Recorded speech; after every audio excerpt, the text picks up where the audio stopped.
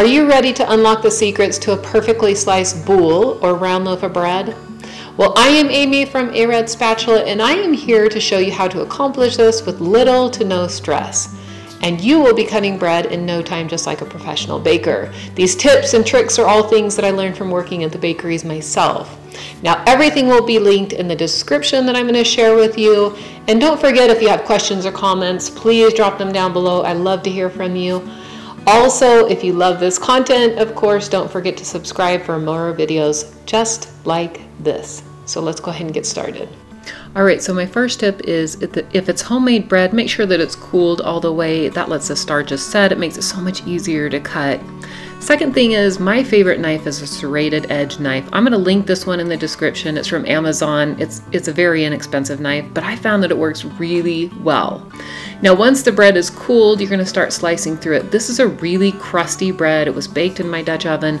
So what I like to do is I like to saw just a touch on top to break through that first layer, and then it cuts pretty easy. And then, of course, once you get to the bottom again, you have to saw just a little bit.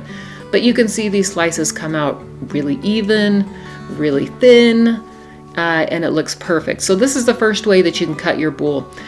We use this all the time. We use it for sandwiches, things like that. Now, if you want smaller slices or even wedges, what you can do is you can cut your loaf in half and then cut it into wedges. Or let me show you how to cut it into half slices as well. We use this when we don't want a full slice of bread. Sometimes you just don't want that much.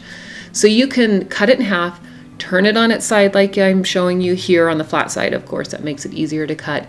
And then you're going to cut through it just like this. You can go all the way through. But what I want to show you how to do too is I want to show you how to cut it into wedges. When we're serving soup, I almost always cut it into wedges, but those are the half slices. So when you're cutting it into wedges, again, you're going to cut it in half and then even in quarters if you want, and then cut it down into wedges that look just like this. This is how I serve it for our soup. If you have any questions, don't forget, add them down in the comments section. I look forward to hearing from you.